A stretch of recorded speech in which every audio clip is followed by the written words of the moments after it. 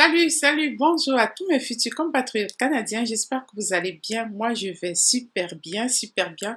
Je suis encore contente de vous revoir aujourd'hui. Je vous souhaite un très, très bon week-end. J'espère que votre samedi se passe hyper bien. Le mien, ça va super, super bien.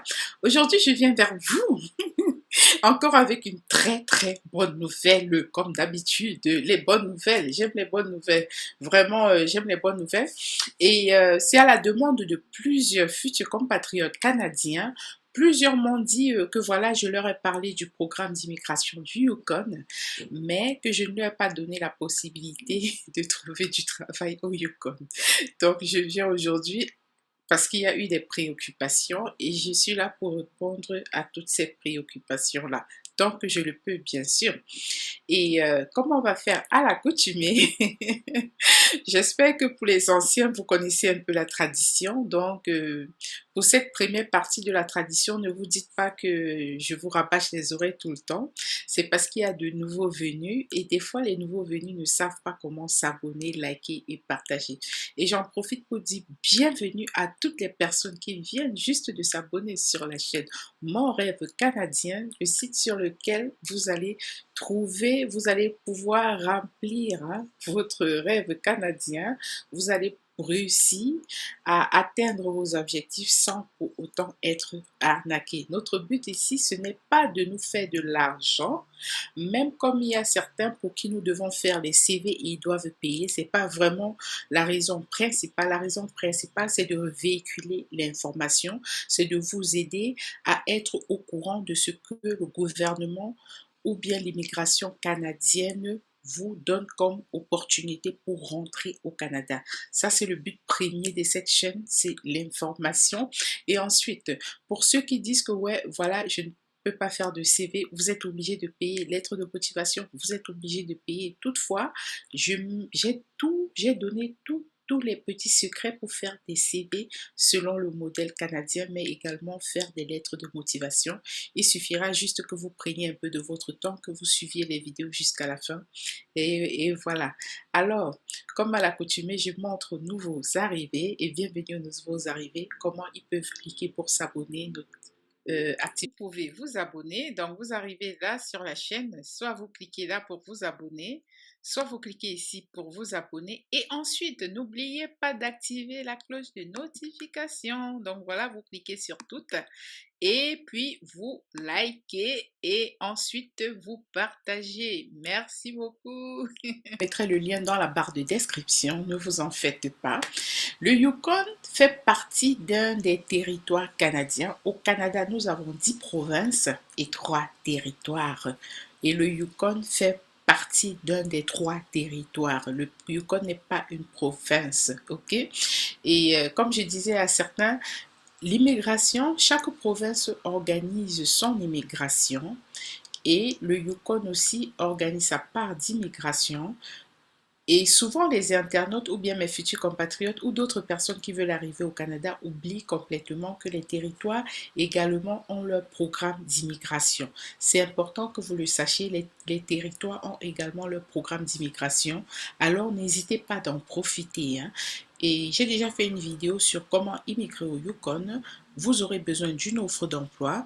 Et ici, je vais vous montrer comment vous pouvez rechercher un emploi sur le site de Guichet Emploi. Je vous l'avais promis, chose promise, chose due. Et puis, je vais mettre le lien dans la barre de description pour que vous puissiez voir exactement. Donc, tout le lien sera mis dans la barre de description afin que lorsque vous allez cliquer dessus, que vous tombez directement sur la même page que moi. Voilà. Deuxième étape, après que vous ayez ouvert le site de guichet emploi spécial Yukon, Yukon Emploi, vous allez cliquer sur avancer. On va faire comme d'habitude parce qu'il y a des employeurs qui préfèrent employer les Canadiens ou ceux qui ont la résidence permanente, donc ceux qui ont le droit de travail. Nous, ce qu'on va faire, on va faire en sorte que depuis l'extérieur, vous puissiez avoir le droit de postuler. Vous allez juste cliquer là. Là, du coup, ça va vous permettre de faire un bon triage et vous assurer que ces employeurs ne vont pas vous refuser parce que vous êtes une personne qui vit à l'extérieur du Canada. Vous cliquez juste là et vous vous rendez compte que nous avons 43 offres d'emploi au Yukon. Ça, c'est 43 offres d'emploi au jour d'aujourd'hui. C'est pas comme si après ça, ça va toujours être 43. Donc, d'ici 2 semaines, ça peut être 50. Après, ça peut être 150.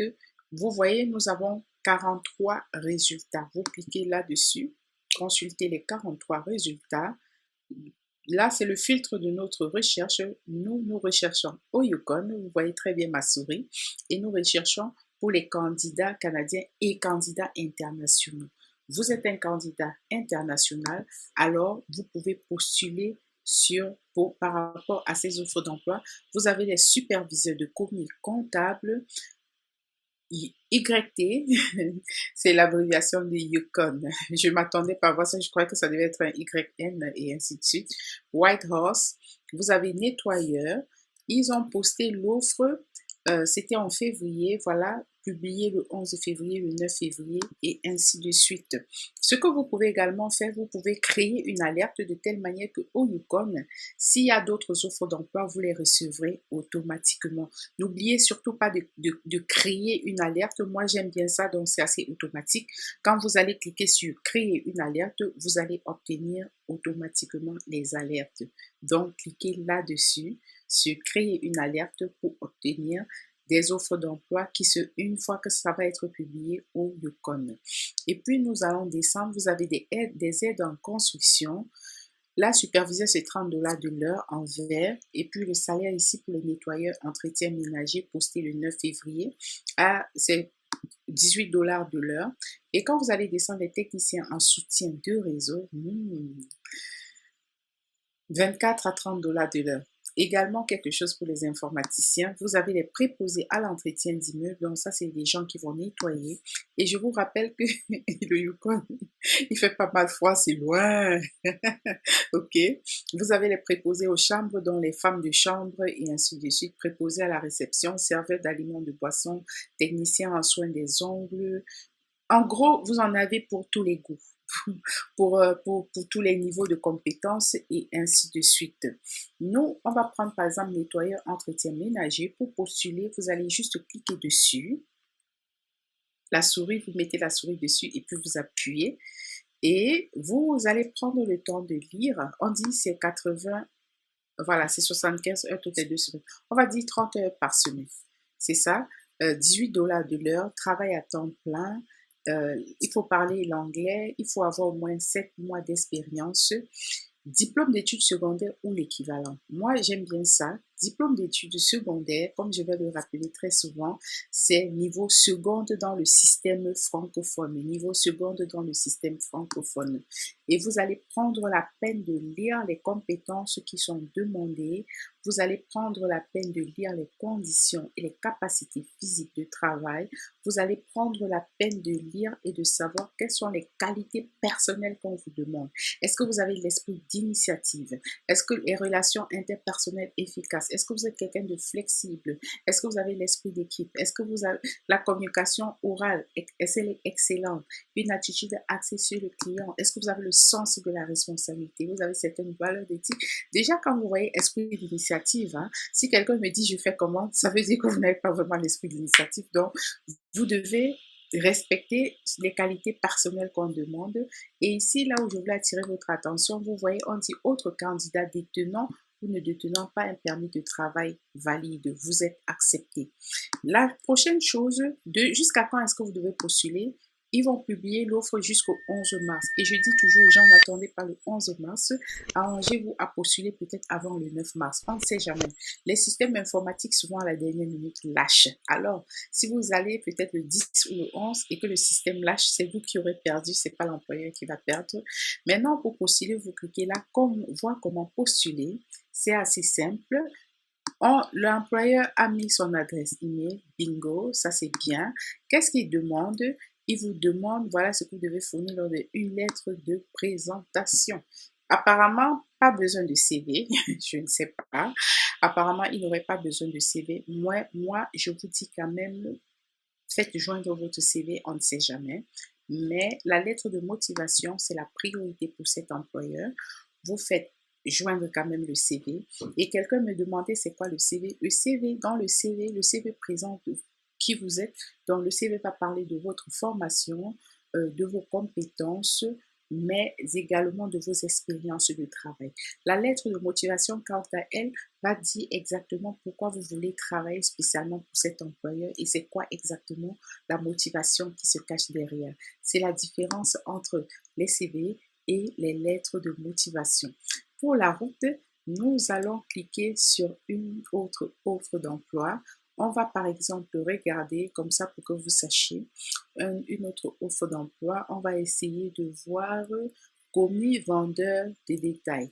On a posté ça depuis le 17 janvier. On n'a encore trouvé personne. Bientôt, ça va faire 30 jours.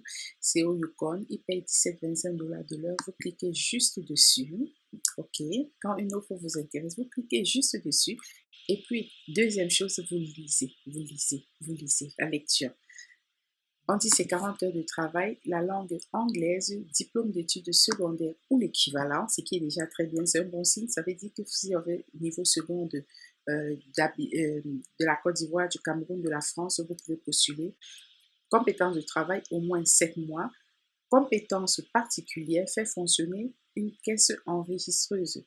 Très important. Donc là, vous voyez, vous prenez la peine de lire et ainsi de suite jusqu'à la fin. Jusqu'à la fin. Vous devez lire jusqu'à la fin pour savoir exactement qu'est-ce que l'employeur attend de vous. Et pour ceci, c'est rapide. Vous devez postuler avant le 16 février et je vais toujours le répéter. Allez-y au moins 3 jours avant la fin. Donnez-vous comme deadline jusqu'au 13 février. Donc, vous avez 2 jours pour postuler. Et maintenant, vous cliquez là. Comment on voit comment postuler? Comment postuler? Vous cliquez juste là. Voilà l'adresse email de la personne. Et il a mis son courrier. Moi, je dirais, n'envoyez pas le courrier. OK? Parce qu'avec la neige et tout ça, et le Covid et tout, ça risque d'arriver très, très en retard. Il n'a pas dit quel est le type de document que vous devez envoyer. Donc, dans ce cas, vous envoyez lettre de motivation et CV. J'ai fait beaucoup de vidéos là-dessus, mais sinon, vous voyez ce qui défile dans la barre, à qui est-ce que vous devez écrire pour faire votre CV, soit à moi, soit à Madame Mallet qui s'occupe d'aider les gens à faire des CV, ceux qui ne veulent pas faire leur CV par eux-mêmes. Et c'est payant, c'est payant, c'est payant.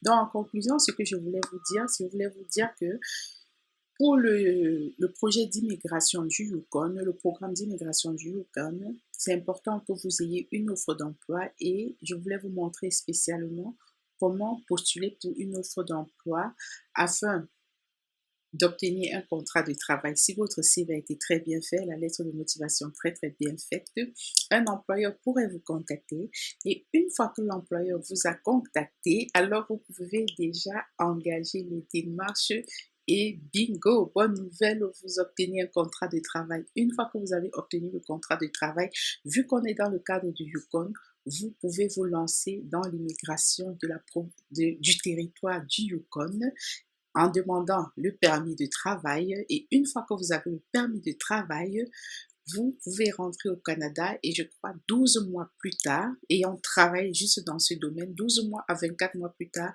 vous pourriez demander la résidence permanente. Et la résidence permanente vous donne le droit de tout faire au Canada comme un Canadien, sauf que vous n'avez pas le droit de vote. Mais 3 ans plus tard ou 4 ans, parce que ça change tout le temps, donc quand vous avez la résidence permanente, 3 ans ou 4 ans peut-être plus tard, vous pouvez demander la citoyenneté. Je récapitule. Vous voulez venir au Yukon, vous cherchez un travail au Yukon, vous obtenez un contrat de travail, vous faites la demande de permis de travail grâce à ce que votre employeur ou contrat que l'employeur vous aura donné. Une fois avec le permis de travail, vous êtes au Canada et une fois au Canada, entre 12 mois à 24 mois plus tard, vous pouvez demander la résidence permanente. Après la résidence permanente, vous avez entre 3 ans et 4 ans pour demander la nationalité canadienne. Alléluia! Très bonne nouvelle. Donc, c'est ce que je voulais partager avec vous. À nous revoir dans la prochaine édition.